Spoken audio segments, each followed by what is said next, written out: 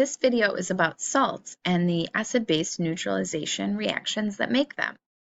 So when an acid reacts with a base in a reaction called an acid-base neutralization reaction, or just a neutralization reaction, the products are a salt and usually water. And so here are examples of common salts: NaCl, sodium chloride; NH4Cl, ammonium chloride; LiF, lithium fluoride; NH4, and there are two of them, CO3, ammonium carbonate; CaCl2, calcium chloride; NaNO3, sodium nitrate; NaHCO3, sodium bicarbonate; Mg3PO4, and there are two PO4s, magnesium phosphate; Na2CO3, sodium carbonate; CuO, copper 2 oxide. So notice the formula of a salt is always a cation followed by an anion, but the anion cannot be hydroxide. If it were, it would be a base and it wouldn't be a salt. As you know, the cation is always either a metal or a polyatomic cation. Remember that the only polyatomic cation that we are really worried about is the ammonium, or the NH4+. And in the salt, notice that you won't see the hydrogen listed first either, because then it would be an acid. So you won't see hydrogen first, it would be an acid. You won't see OH second, then it would be a base. So the salts have cations and anions other than H+ or OH-. So let's just look at our first one. We've just got like the simplest and favorite, if you will. Let me go back one.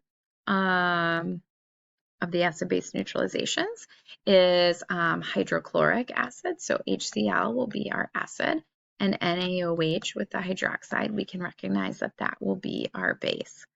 And what happens is the H is going to get together with the OH to make water.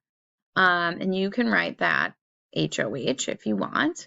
But usually then if we write it HOH, we end up rewriting that as water, or H2O. So we know that acid-base neutralizations, they usually make a salt and they usually make water. So what's the salt then? Well, Na+ is our cation. We're going to list that first. And Cl-, and we can list that second. And of course we can drop those charges, but I just kind of wanted to show you that they were ions and we would drop those.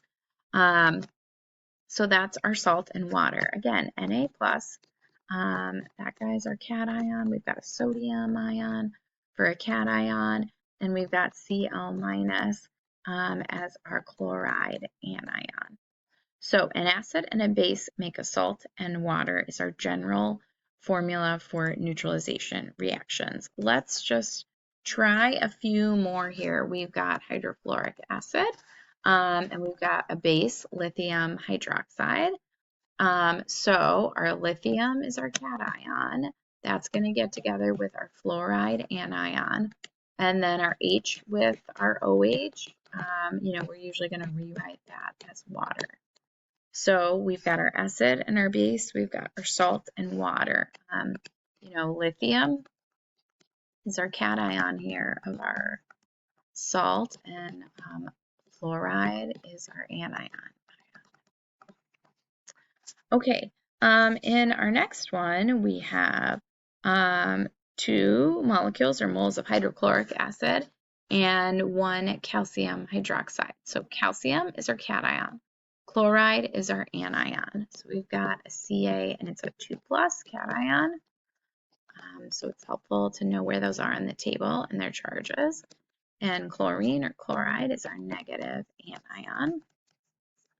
So we are going to make calcium, but we're going to need 2 of those chlorine anions for every 1 calcium cation. And then we're going to make H with OH, or water. Now, to get this all balanced, what we notice is we actually need 2 waters, because we have 2 of the H's alone from HCl and 2 of the hydroxides. So that's how we sort of get everything balanced. Okay, let's go ahead and try some of the rest of the examples.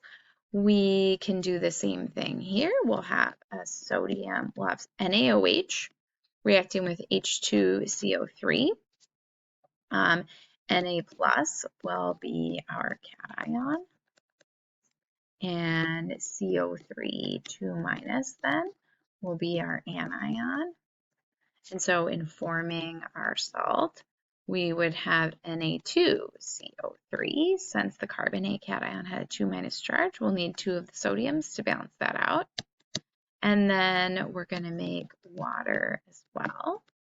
Now, it looks like we're going to need 2 of those NaOHs to get 2 sodiums. And we'll need to make 2 waters as well. Sometimes it's helpful in the balancing part, if you want to work on the balancing part, to rewrite it as HOH.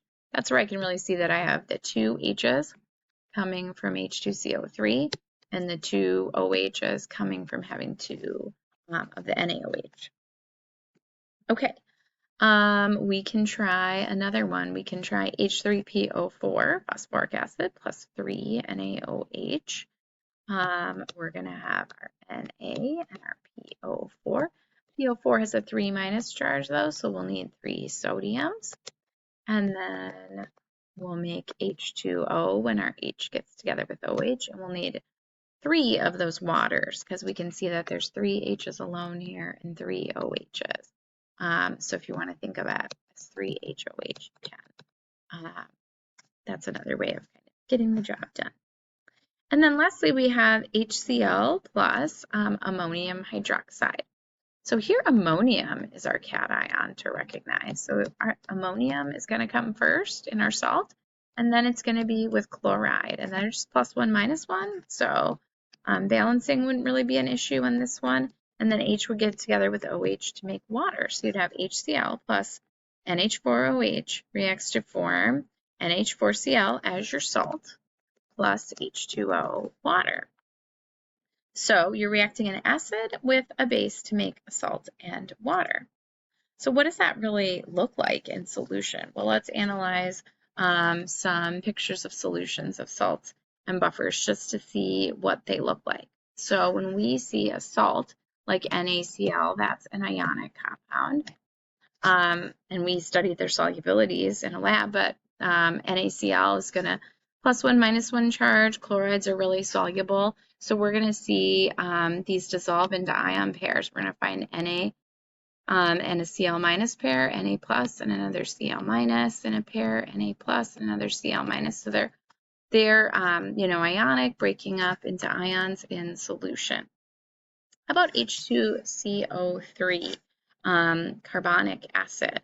That would break up into, it's a weak acid, and so it will break up into HCO3 minus, and it will give its H plus to water to make H3O plus. I could show that it reacted with water too. So I could show water plus H2CO3 reacts to form HCO3 minus and H3O plus. So I could look for some of those ion pairs, and I see an HCO3 minus ion, and I see its H3O plus counter ion, but I also see a lot of H2CO3s in solution that have not broken up, and that is because it's a weak acid. So this one would be a weak acid. So we see a salt, we see a weak acid. How about NaHCO3 in solution? Well, that's ionic, that's a salt. But oops, salt, S-A-L-T, that's a salt. And we're really interested in looking for these buffer solutions. And remember that a buffer was composed of a weak acid, but it also needed its conjugate base.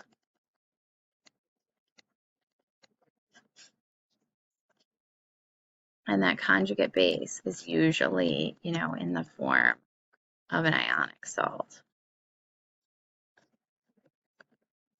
So we do want to look for those salts that contain the conjugate base of a weak acid. So we had our weak acid, H2CO3, making a little bit of HCO3 minus, but not much, only one ion pair here.